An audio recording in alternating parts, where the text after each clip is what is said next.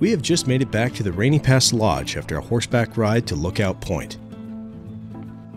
And even though the team is ready to wind down from a big day, I have one more thing to show them before turning in. We just got back from a great horseback ride to Lookout Point, had an awesome dinner, and now I'm not kidding you, I'm going to introduce you to a man who is an absolute national treasure, Bucky Winkley.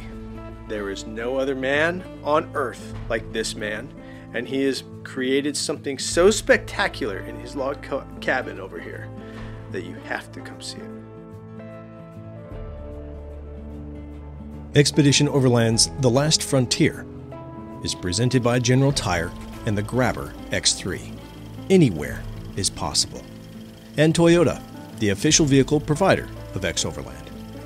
And in association with Patriot Campers and Pecor Systems.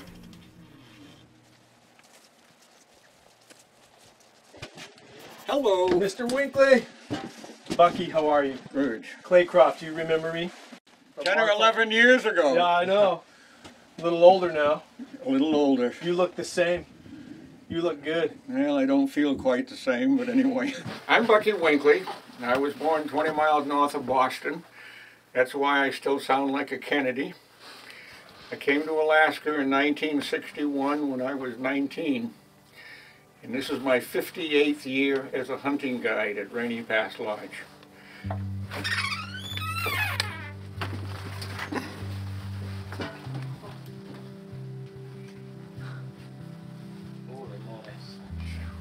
Oh, moly. They're calling this Bucky's Museum. Did I do a good job? Yeah. Holy cow. There's more guns in this room. There's no museum in Alaska that has guns like this. Wow. It's a little overwhelming. There's over 800 photographs on the wall. He was a rebel. Oh, it's like giant. There's 172 antique guns. And there are guns that are only in this room in Alaska. Very rare and unusual. See the hook under the barrel? That's a wall gun. It's 80 caliber. It goes over the wall of a fort or a castle. Maybe there's a soldier on each side of the main gate. There's a flintlock musket for the American Revolution in New England, 1775. There's a German wheel-lock pistol, absolute work of art, 1560, 1610. Civil War revolver, 1865. English pocket knife, 1845. North American native artifacts, spear points, scrapers. Those are stone axes. They were used to work wood, making a dugout boat, cutting down a tree. That's a gun. Would have had a wooden plug, percussion muzzle loader, smoothbore. Would have shot a round ball or bird shot. Made about 1840. My brother and I were getting 50 cents a week to help my mother wash the dishes after we ate. It came out of my allowance. How long did it take, 50 cents a week, to get up $3? It seemed like forever. This is a Model T Ford snowmobile. And we're not just calling it a snowmobile. On the step plate it says snowmobile. On the patent plate it says snowmobile, manufactured by the Snowmobile Company, West Ossipee, New Hampshire. They did not plow the roads in northern New England until the late 1920s. A Ford dealer in New Hampshire named Virgil White patented the word snowmobile in 1917. He took your Model T, and his company made the wooden skis, the step plate, the tracks, and the little wooden blocks on the back. And he called it a snowmobile.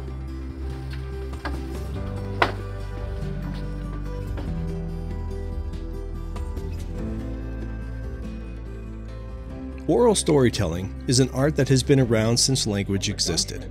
Traditions, culture, and narratives are passed down from one generation to another in a way that requires an in real-life connection, presence, and even eye contact. Bucky's history lesson today enthralls us all for over 2 hours. It truly is something special. It's unlike anything you'll find in any classroom and can only be experienced at Rainy Pass Lodge. This place is incredible. What did I tell you? A national treasure. National treasure. The most important thing in this whole room is that guy. Yeah.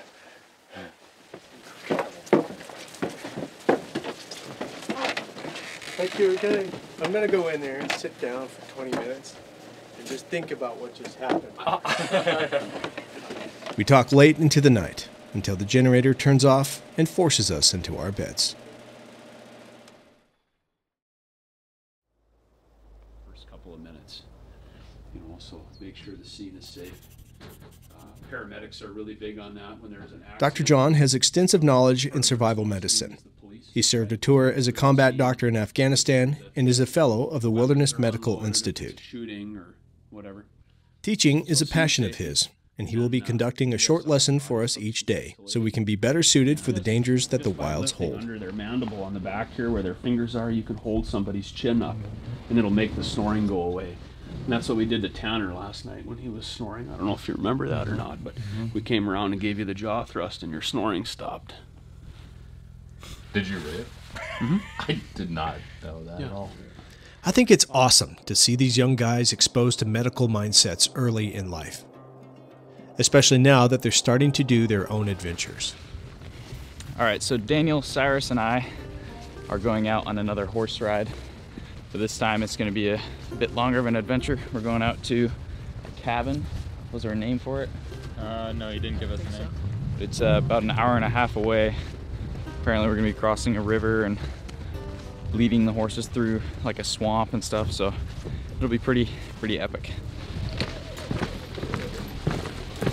You guys ready for this? Oh, yeah.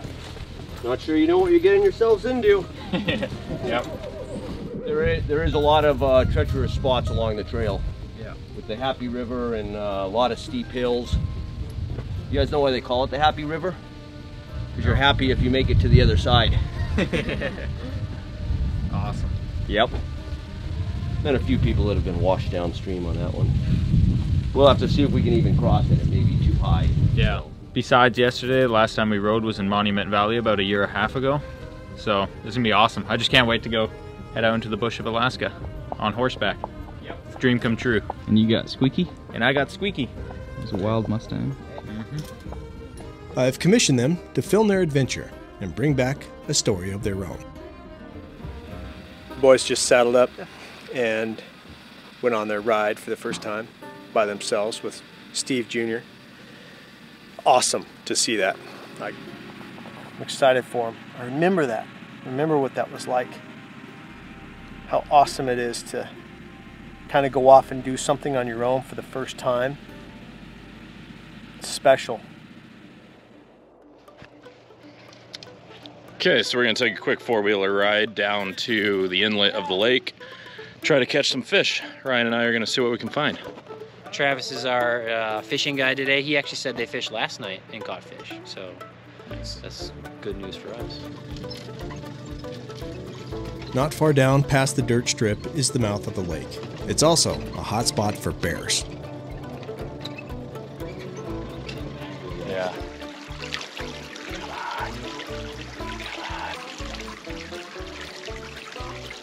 It's just insane. There we go. Right at the end. Okay, buddy. First fish. First fish of Alaska. He didn't give enough time to fight. He's excited. Yeah, right? He bit it as I was pulling it out of the water. That looks like a brookie almost. Oh, that does look kind of brookie. Yeah. Nice red spot. Pretty fish. Pretty fish. Well, we've been at the spot for about 2 minutes and Ryan just caught a big one.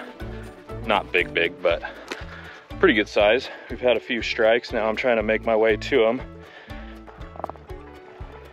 Nice. It's like a dark colored trout with some metallic gray and silver. Nice job. First fish in Alaska, baby. Turns Whoa! out that this silver-looking trout is most likely one of the first of many silver salmon headed up the river to spawn. If this is any indication of our fishing skills, we may be in trouble.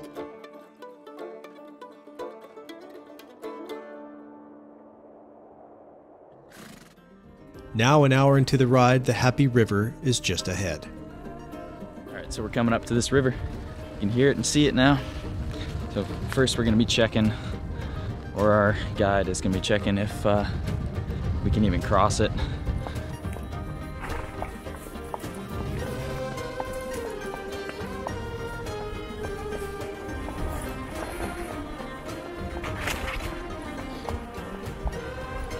There's the river. Oh wow.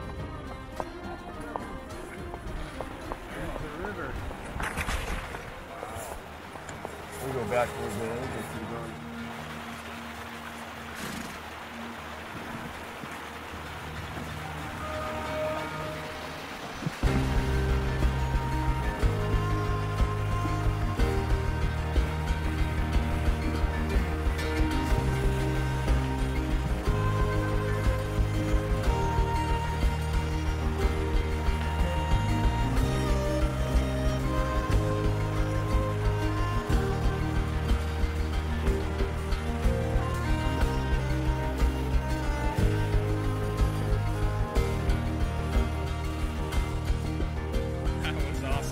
I was pretty nervous holding, oh, mosquito. I was holding this little camera here, crossing that. Take your feet out of the stirrups and ride so you can hop off if your horse falls in or falls over or something, you're not pinned in it. But man, that was something else. Can't really get you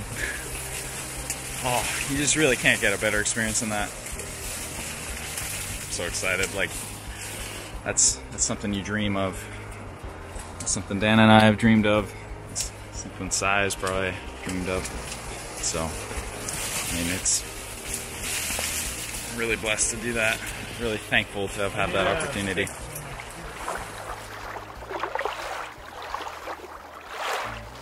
Okay, so what I have to do with this rod is get it in, pull the handle out, put it in my pocket so I don't lose it, and bring in the fish. Look at that guy. So pretty. It's like a really dark colored brook trout is what it reminds me of. So yeah. Okay, so now pull the handle back out of my pocket before I cast. So I did that before. I cast it and I was like, oh crap. I don't have a handle on there. You stick your finger in the hole and yeah, like twist your finger around.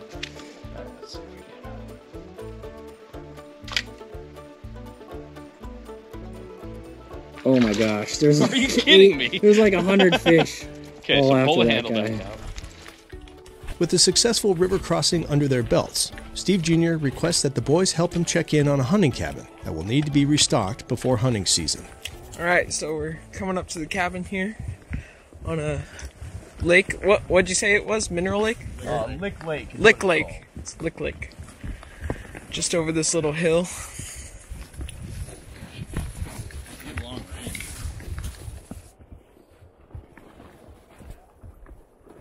This cabin hasn't been used in a couple of years, so there's a bit of work to do before the next season. Oh wow. Here it is.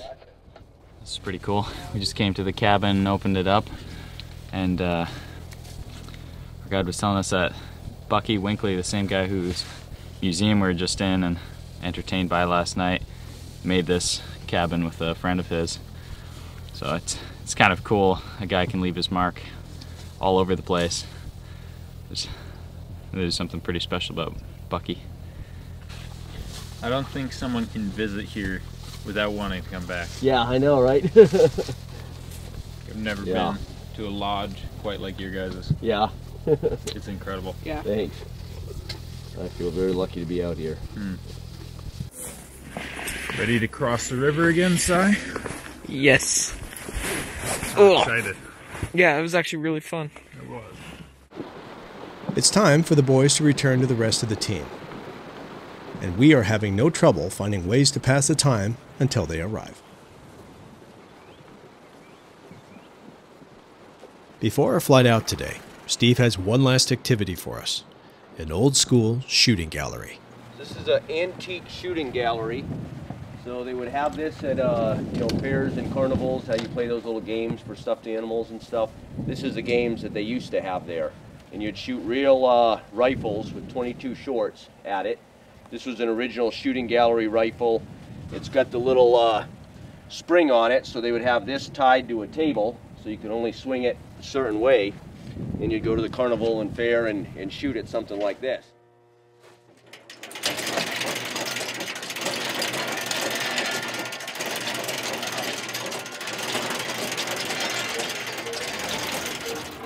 This shooting gallery is one of only 12 others in existence today.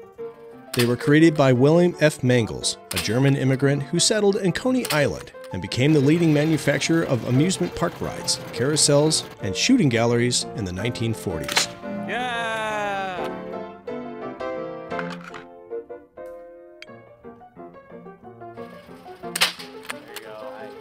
Of course, we had to make this a competition. And Ryan wins the shootout by 2 ducks.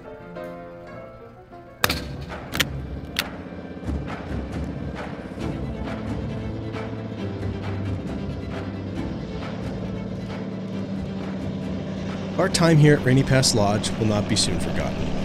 There's no other place in Alaska that's quite like it. And although we're sad to leave, we've got a major item to check off our Overlanders bucket list.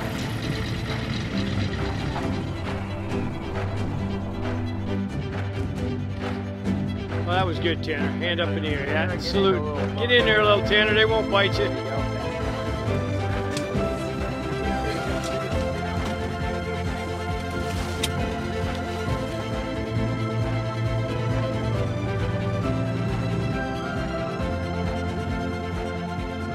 Our next pilot is the owner of Regal.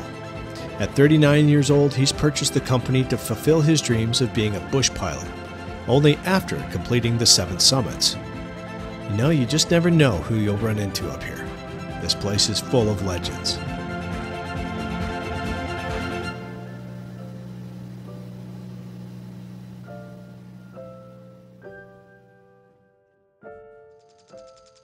Back in the trucks, we make a 4-hour push to the southern peninsula known as the Kenai. Dan has set camp for the night on the most western end of North America, known as Anchor Point. You didn't know already, here's the significance of what we're about to hit here. This is Anchor Point, and Anchor Point is the most western place that you can drive in North America. A long time ago we thought it was up there at Manly Hot Springs, but no, Anchor Bay is now considered the most western point that you can reach. So this is a good one for me, and for all of you. It's a geographic hard point where the road ends on the most westerly place in the United States and North America.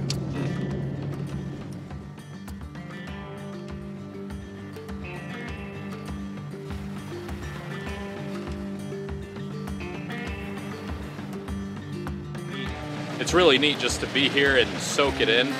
It's fun to be, you know, Expedition Overland as a whole has gone to all these really cool geographic locations, so it's really neat to be here for the first time that they've been here and to experience it with them. But high tide's coming in, we gotta go. Trucks are starting to get swamped. With the tide rushing in, it's time to find camp with the day's remaining light. In the summer of 1778, Captain James Cook and his crew of the Resolution sailed into Cook Inlet looking for a northwest passage. They gave Anchor Point its name after losing a kedge anchor to the powerful tidal currents that overcame the ship. Just across the inlet, the active volcano Mount St. Augustine towers just over 4,000 feet above the sea's level. St. Augustine last erupted in 2006, and hopefully it holds off for one more night as we make camp.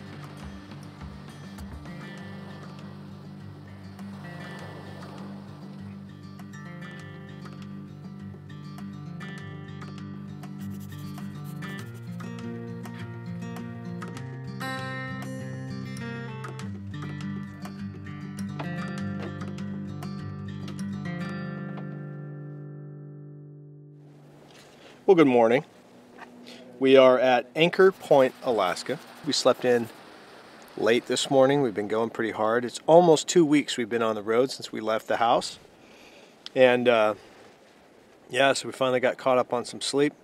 This morning, Dr. John's going to do his morning schooling, 10-minute class for the guys. And then we're probably going to head into Homer this morning and check that place out. It is the most southerly place that we can drive on mainland Alaska. Airway with C-spine. Doc brings the boys up to speed on medical emergency decision making and gives everyone a little practice with a tourniquet. One of the easiest and most effective tools for saving someone's life. I like to have mine organized in this. After the morning's lesson, we make our way into the town of Homer, named after Homer Pennock, who arrived in the Kenai Peninsula in 1896 and was looking for gold like many other explorers at the time. Gold mining was never profitable in the area, but fishing was, so Homer has become what it is today, a small town, but a major hub for halibut and salmon fishing.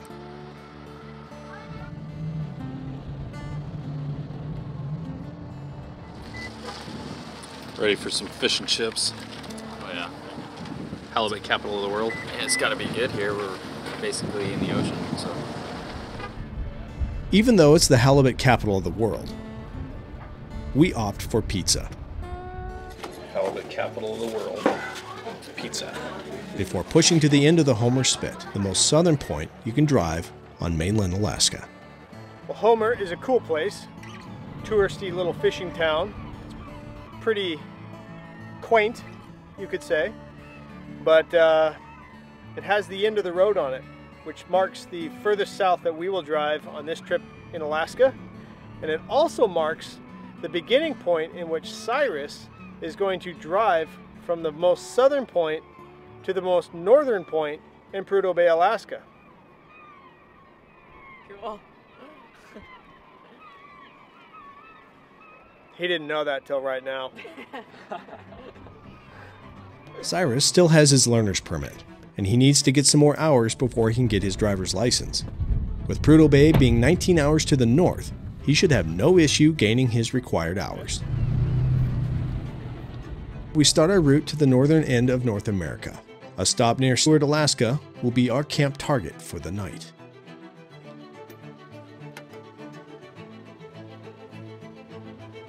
On the way to camp, we stop near the Russian River to wet a line. It reveals that John and I are true fly fishermen, and Tanner is something else.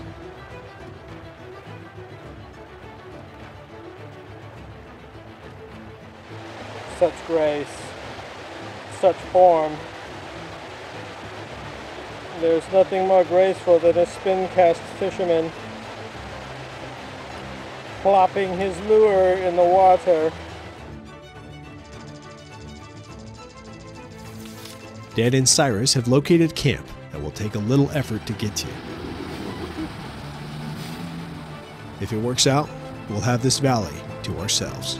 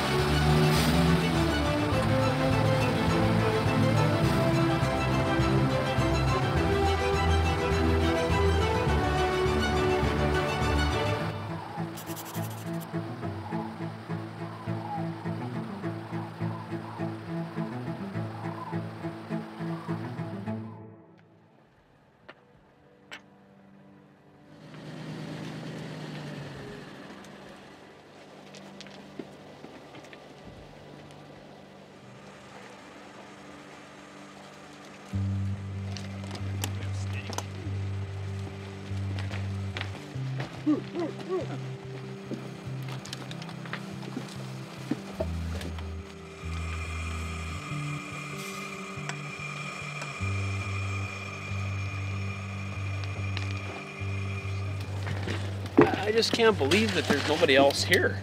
I mean, we got the view of the glacier right in this glacier-fed stream bed.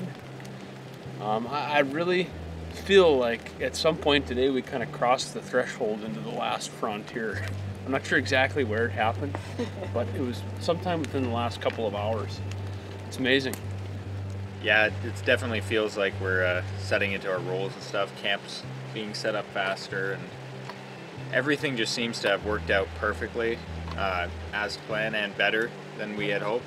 I love camping out by rivers and in the midst of mountains and beauty, and just spending time together around a fire. So it's, for me, it's really shaping up well. I love it. That's the beauty of Alaska. There's so much to do, and it's all so fun. Has a real, I don't know, gritty feeling to it, I guess, if that makes any sense whatsoever. It's fun. Yeah. Beauty. It is beauty. Well, that'd actually be the way to say it. It's got a really beauty feeling to it. It's just all beauty. Cyrus did really good today, driving. Come to find out, he's got a few more hours. He's got 35 or 36 hours. So getting up to Prudhoe Bay will complete his 50 hours. And then I challenged him, said, well, what if you get to the very end of this trip and you double the required hours that you're supposed to have for your license? What would your instructor say, you know? He kind of looked and thought around, that might be cool. So he's got the itch, he's doing good. Today was really good. I felt like I improved a lot more. My dad said I need to work on my throttle control a little bit, so he said I was doing really good by the end of the day. I think I only need like 11 more hours, so by the time we get to Prudhoe Bay, I should be good. Tanner finally has a moment to catch up on media offloads. A critical job on the expedition that helps bring the story to you now. He will often go to bed hours after the rest of us.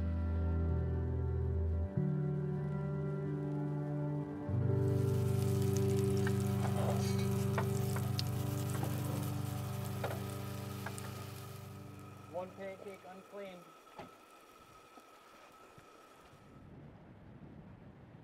Too many travelers wait until their vehicle is perfect before setting off. Here at Expedition Overland, we believe in getting started and being prepared for repairs along the way. With less than 1,500 miles on these trucks, it's time to make sure everything is running smooth before our long drive north. We have to put these new bolts back in because they didn't get installed the first time, so we have to redo it. This washer didn't get put on, so now they're all falling out. We, as the old guys, are encouraging the young guns to get their hands dirty on the trucks. It builds awareness and stewardship towards the vehicle. Exit Glacier is just one section of the expansive Harding ice field.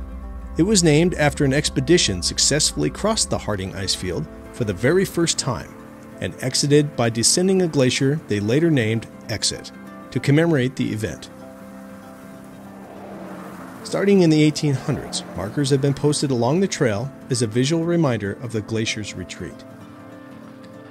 It's been melting at a rate of roughly 126 feet per year since 2010. So when I was born, the glacier used to be here, and now it's moved all the way over there, as you can see. So it's pretty interesting to see how much ice can move in 15 years, 16 years. Wrap up this side. Oh, I missed it. You can wrap up. No. No. Do not touch the glacier. I want to touch the glacier. This is not my moment to touch the glacier. It's Ryan's goal to touch a glacier while in Alaska. However, the 2-hour hike up to the access is not in the cards for this afternoon.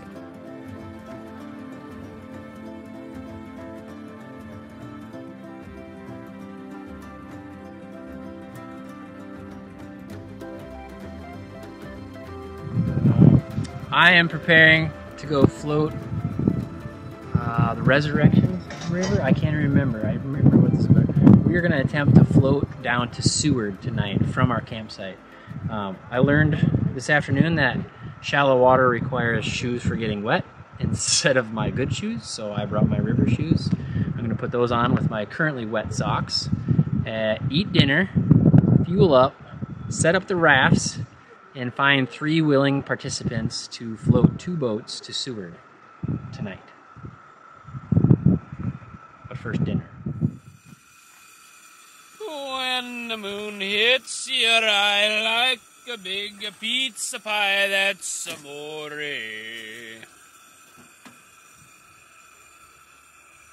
When the hair on your chin makes you look like Jimmy Chin, that's amore.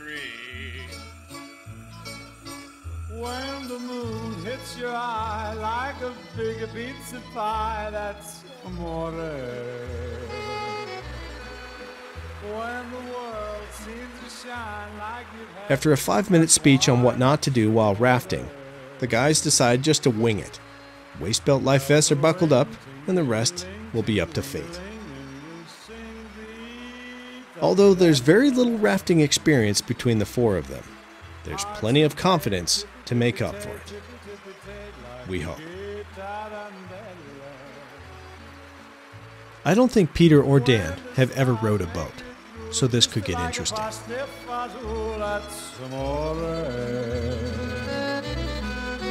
When you dance down the street with a cloud at your feet, you're in love. When you walk in a dream, but you know you're not dreaming, signore. Excuse me, but you see, back in old Napoli, that's amore. Here you go. Don't go away from it. Paddle towards me. You got it, you're good. That's amore. When the world seems to shine like you've had too much wine, that's amore. That's amore. Bells will ring, ding-a-ling-a-ling, ding-a-ling-a-ling. We'll sing Vita Bella, Vita Bella, Vita Bella. Hearts will play, take like a guitar. When the stars make it through, just like pasta through, that's amore. that's amore. When you dance down the street with the cloud at your feet, you're in love. The concept of rowing is not as easy as one might think. It does take some time in the boat to master it. But incompetence is easily addressed with ego. You're not dreaming, signore. Excuse me, but you see, back in old Napoli, that's amore. Amore, That's amore.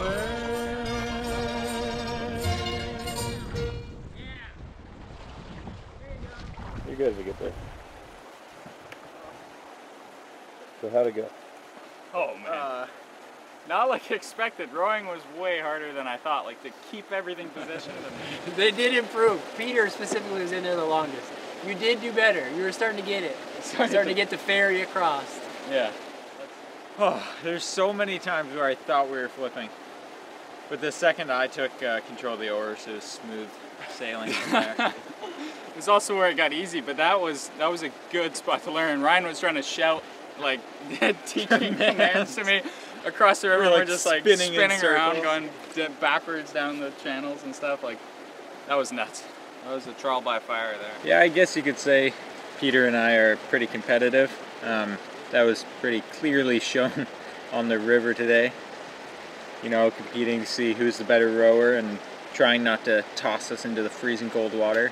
But, I mean, we make a good team. Definitely my highlight thus far.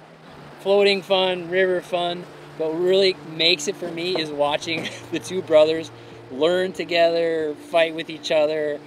But even though they're like classic brother bickering, you can tell they love each other and they want each other to succeed, but they also want to succeed more than each other. So it was a ton of fun. That was a blast. I will do that again anytime.